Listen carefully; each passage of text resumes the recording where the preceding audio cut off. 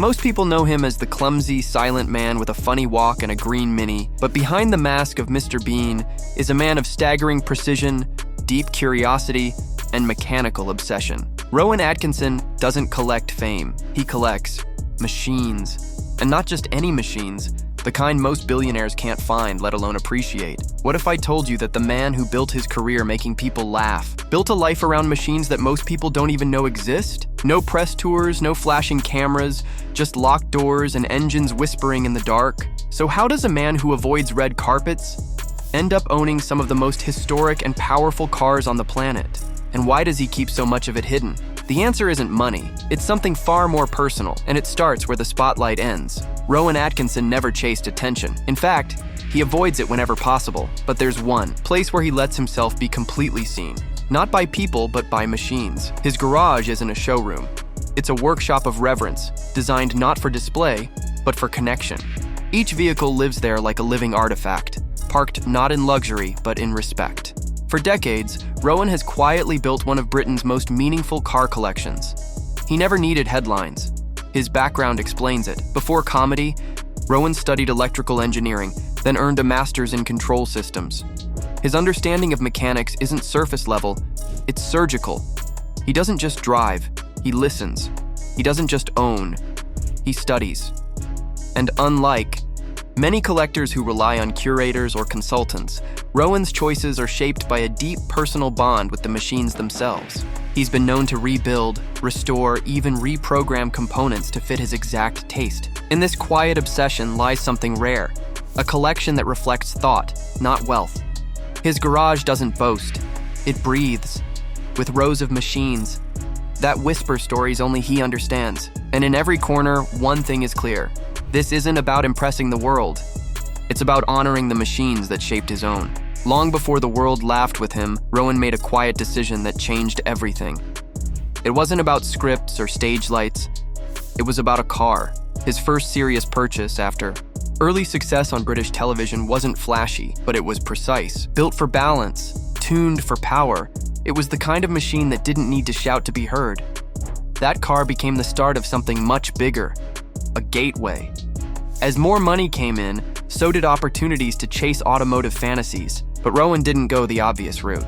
No line of Lamborghinis, no gold-wrapped SUVs. Instead, he sought out the rare, the overlooked, and the misunderstood. Cars that told a story not just through horsepower, but through history. But owning them wasn't enough. Rowan didn't want to be a passenger in his own garage. He became licensed to race. He earned a truck driver's license. He competed at Goodwood and other prestigious circuits. And through that, he didn't just become a collector. He earned the respect of engineers, drivers, and builders across the world. Every car added to his garage wasn't a prize. It was a chapter, a statement, not of status, but of personal evolution. And what began as a single quiet purchase became an empire of movement, built not by money, but by mind. Walk past the polished exteriors, and you'll notice something unusual about Rowan Atkinson's cars. Many don't fit the profile of a celebrity collection. Some are angular, others downright plain. But under the hood, they're marvels. Tuned, tweaked, and often misunderstood by casual eyes. That's exactly why he wants them. His favorites looks like a modest executive car from the 90s. Most people wouldn't give it a second glance. But inside, it hides a Ferrari-derived engine. A rare collaboration few knew existed. And that's the point. Rowan doesn't chase headlines. He chases engineering ambition.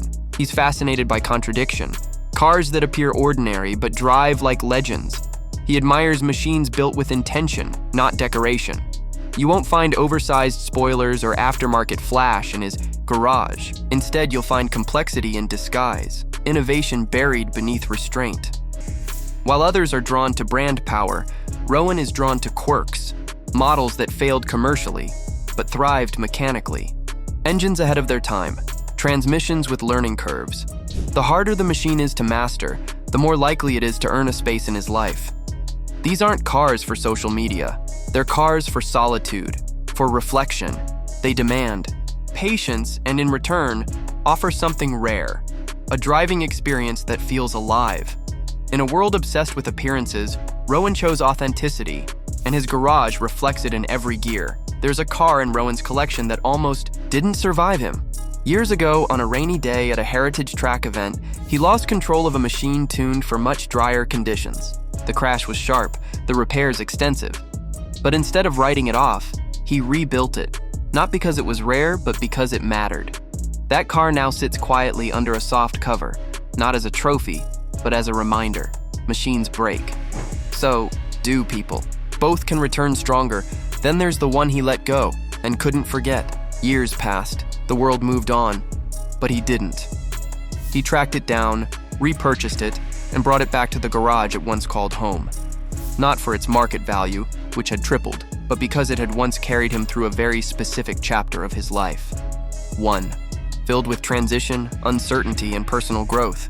To him, it wasn't just metal and rubber, it was memory, and of course there's one he simply won't part with. Offers have come, big ones. But this particular model, with its understated look and surprisingly brutal performance, feels too close. It's not the fastest or the flashiest, but it's been with him through seasons of work, of rest, of change. Where others see a car, Rowan sees a companion, one that never asked for anything but the road ahead.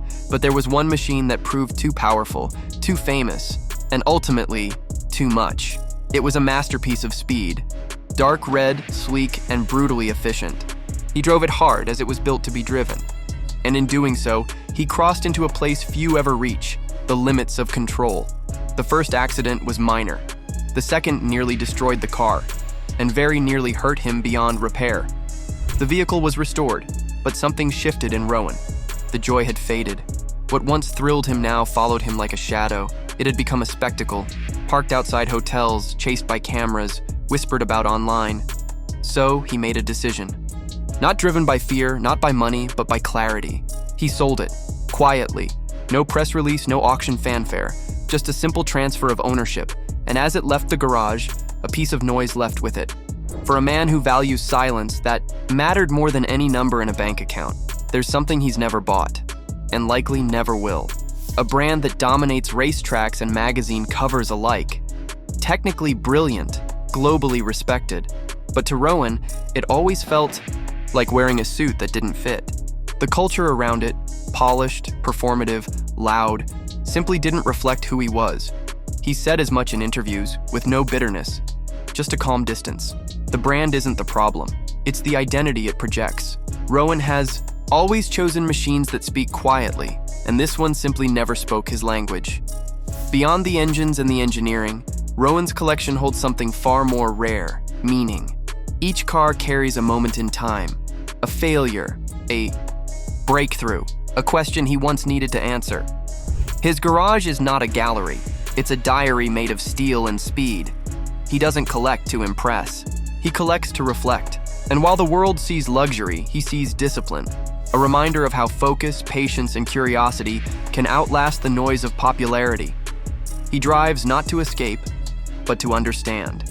And that's what makes this collection so personal. It's not about where these cars can take him. It's about what they've already revealed. If you could keep only one car for the rest of your life, what would it be? And why? That's the real question behind all this. Not the price tags or the horsepower, but the personal meaning, the connection. Tell us in the comments, not just what you'd pick, but what it would say about you. And if Rowan's story moved you, subscribe to explore more lives built on quiet passion and powerful purpose. Because sometimes, the loudest stories are the ones no one's telling.